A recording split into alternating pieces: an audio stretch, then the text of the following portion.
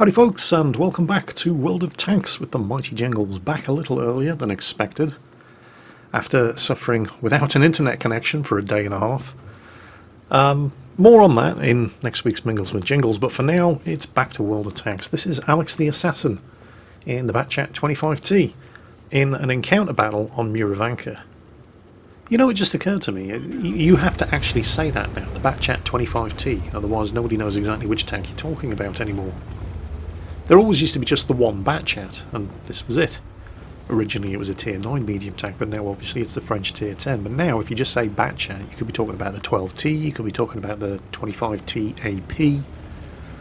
I don't know. Sometimes I just yearn for simpler times. Anyway, Alex the Assassin, Batchat 25T. Magic Forest on Muravanka, it's encounter battle. And right now, Alex is sizing up the position. He's having a look at the tanks that have been spotted, and also trying to take into account what tanks may be out there, based on the team lineup, that have not yet already been spotted, and looking at what kind of backup and support is arriving. And it's around about now where Alex is just thinking, nope, not worth the risk. He can obviously see exactly how many and what type of tanks his team have here in the forest. Looking at the enemy tanks in the forest that have already been spotted, they're already outnumbered and outclassed, and there may be more enemy tanks in there that have not yet been revealed. So, no. And he's not just bugging out and leaving his team to die there. I mean, that's the decision that they can make for themselves, but he is informing his team of his intentions and advising them, get out of the forest, it's a lost cause. And hopefully enough of them are paying attention to chat, and they do seem, with the exception of that T-54 who's possibly pinned down and unable to move, but the majority of the team do appear to have reached the same conclusion, or they are paying attention to chat, and they're also pulling back out of the forest and get ready to defend from the second line. Meanwhile, Alex is speeding over to the capture point. He's obviously fully loaded by now, he hasn't actually fired a shot yet, where for the moment at least his team do seem to enjoy the advantage, although, okay, probably not for much longer. They're right over here, they've just lost the T10 and the 2 Walker Bulldogs. But he's got a beautiful opportunity here. Gonna kill the Object 140, but not before he takes a hit. Finish him off, and then one more shot should take out the AMX 54. He did take a lot of damage there though, and it's easy to sit here and second guess with the benefit of hindsight, but if he had the time to do that again, while he did get 2 kills out of it and remove 2 very dangerous tanks, if he'd used the AMX-54 as cover from the Object 140, he probably would only have taken 1 hit, and possibly none. And again, I'm not trying to be too critical here. I mean, he's obviously far, far better at playing a Batchat 25T than I am, but I think he'd agree that if he had to do the whole thing again, without being under the pressure that he was at the time, he would probably agree that there was a better way of doing it that might have let him get the same result without taking quite as much damage. At the end of the day though, he did get the 2 kills and is the only person on his team who's killed anything so far, so let's not argue over the details. There's that T110E5. They're down 4 tanks to the 2 that he has killed now, but yeah, they have tanks in the cap circle, but they're spotted and they're taking hits. There's an RU-251 sitting right there. Alex has spotted an opportunity for a relatively easy kill, a low-risk kill on an RU-251. Yep, he's only now reacting to the fact that he's getting shot at, and there he is. And here comes that Primo Victore. He fires on the move and actually hits that thing, which is kind of lucky considering he's in a Batchat. And he still has another shot, but he doesn't hang around. The Primo Victore no longer had line of fire to him, but he was spotted, and there are enemy tank destroyers further to the north that will have had line of fire. So instead he plays it safe, and it was probably the smart move, and he gets out of line of fire and goes for the reload. With only 1 shot left, he wasn't going to kill the Prima Victore, and you really do have to look after your health in the Batchat. He's lost a lot of health already. This is one of those machines that gets more dangerous the longer it stays alive, and the lower the health of the tanks on the enemy team. Man, ST1 over there has fallen for the bait and gone after the Prima Victore, but he's now showing the side of his tank to the Lorraine 40T and a T69, and they got him. And he didn't even kill the Prima Victore. Alex taking an opportunity shot at the T69 and then baiting him to come up after him, and once again being remarkably lucky with his shots on the move in the Batchat. It's not something that this tank is particularly good at. Also, very careful to not go down there and try to fight the T69 and the Lorraine 40T, not with just over 1,000 health remaining. Also, once again, very careful that he doesn't make himself a target for the enemy tank destroyers to the north like the Waffenträger Panzer IV and the UDES-3. Now what's he going to do? While the team have pulled a couple of kills back, the tactical situation is far from great. His entire team have now been forced into one corner of the map, and as that mouse in the cap circle is discovering to his cost, as is the T-34 with him, who's just been killed by the T-69, they're now caught in a crossfire. But despite suffering a few more losses along the way, this is the point where the team does at least start to fight back. First, an M41 got himself spotted without any cover with a fully loaded Batchat pointing his gun at him. Next, a little bit of hot sweaty Lorraine on Lorraine action neutralises the enemy Lorraine 40T and now the Tiger II. Alex's first shot bounces, which means he's not going to get the kill, but the Tiger II gets taken out by the S1. So that's levelled up the scores a little. They're now losing only 8 kills to 9. There are enemy tanks in the cap circle, but Alex's team are all still pinned into this one corner of the map. So anybody going into that cap circle is likely to get caught in the same kind of crossfire that the mouse and the T-34 were suffering from earlier.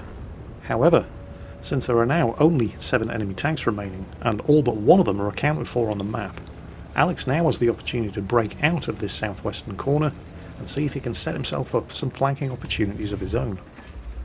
And unlike the enemy M41 who was spotted and killed down here just a couple of minutes ago, Alex actually knows how to use the concealment and how to use his teammates as bait. E5 going after the Centurion, there's a kill.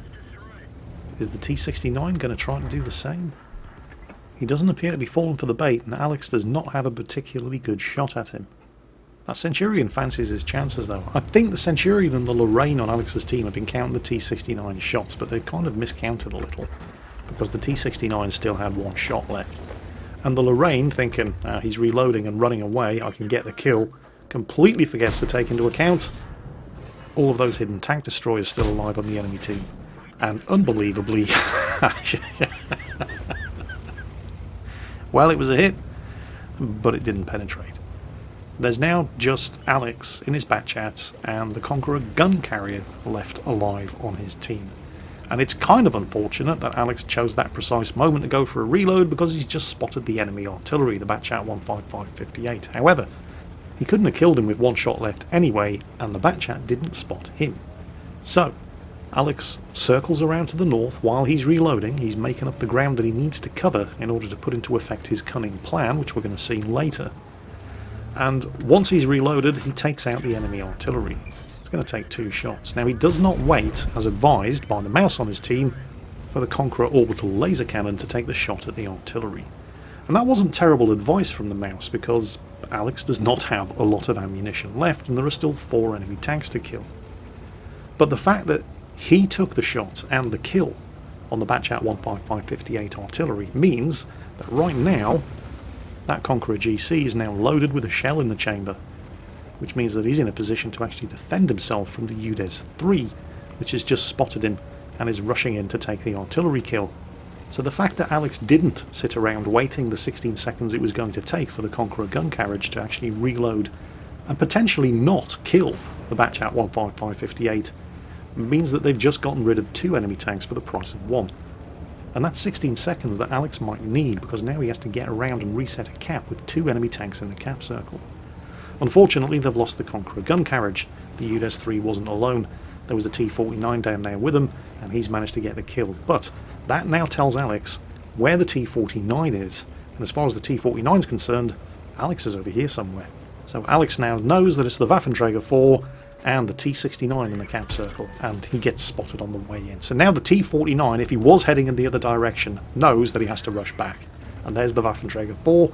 They've seen him, they know he's coming, but Alex doesn't have any choice. He's running out of time. Kills the T-69, takes 1 hit from the Waffenträger, goes for the reload. It was at this moment that Alex knew he'd fucked up. Alex's gun is empty, and the T-49 wasn't quite as gullible as Alex may have hoped. Alex is going to need a miracle at this point. Ask, and ye shall receive. That was bloody close. Of course, the T-49 doesn't know that Alex is reloading, although, judging by the fact that Alex isn't in hot pursuit and killing him, he's probably figured it out by now. So you could argue the toss all day in the comments as to exactly who got luckier there, the T-49 because Alex is reloading, or Alex because the T-49 missed him at point-blank range. Although, if there's one thing that the T-49 is worse at than the Batchat, it's firing on the move. Either way, they both got lucky, and they're both now in a little bit of a pickle, because they're both reloading, and they are both entirely capable of killing the other with one shot. They both know where each other went, but they no longer know where each other are. Aha, T-49 was in the cap circle. He's not staying in the cap circle because this T-49 is nobody's fool. He's not going to broadcast his position to Alex when his best possible chance, because he has an even slower aiming time than Alex does with this 105mm gun. The T-49's best chance is to hide in a bush near the cap circle and just hope he sees Alex before Alex sees him. Of course, the T-49 is a light tank, so if he is hiding in a bush, he is going to see Alex before Alex sees him, but he only has one shot to Alex's 4. So to make that shot count, ideally the T-49 needs to be somewhere stationary, which is why Alex keeps popping around the side of the hill here, trying to see if he gets spotted, to give him some kind of idea of where that T-49 is, so he can best plan his approach. If that T-49 is roving around the battlefield trying to find Alex, the same way Alex is trying to find him, then Alex has the advantage, because he has 4 chances of hitting while firing on the move, and taken out the T-49, and the T-49 only has 1. And you've already seen the T-49 try it from point-blank range and miss. But this T-49 has shown that he does sort of know what he's doing, so Alex can't really count on him being quite that stupid. He's going to be sitting in a bush somewhere, and he's going to be waiting. So right now it's a game of cat and mouse. Alex is driving around just waiting for that light bulb to go off to let him know that he's been spotted. When that happens, he can figure out where the T-49 is likely to be. It's a game of cat and mouse. It's just difficult to say who's the cat and who's the mouse. Well, he's definitely not of here. Despite the fact that the Batchat is a fast machine, and it is a very fast machine, it's taken Alex so long to work his way around the area around the cap circle in an effort to find this T-49 that the T-49 could have relocated and could be in an area that Alex has just cleared. That would be risky for the T-49 though, because it would mean leaving cover. So if that T-49 got impatient and went looking for Alex, Alex has the chance to catch him in the open. And that's exactly what happened. And the T-49, conscious of the fact that he just missed a shot at point-blank range, is going to hesitate about pulling that trigger until he knows it's going to hit. And with 4 shots in the Batchat's drum, that's not an issue that Alex is suffering from. He could afford to fire and miss if necessary 3 times while moving at full speed to ensure that the T-49 had the worst possible shot at him. For me though, the most surprising thing about this game was actually in the post-battle results. Despite over 6,000 damage, a chest full of medals including a Radley Walters, that wasn't even an ace tanker game in the Batchat 25T. Alex, I suggest you write a very strongly worded letter of complaint to your Member of Parliament and demand a refund. You were robbed, sir. Robbed, I tell you. Still, it just goes to show how well people are doing in this Tier 10 French medium tank. Alex, thanks for sending it in. Everybody else, I hope you enjoyed it. And as always, take care, and I'll catch you next time.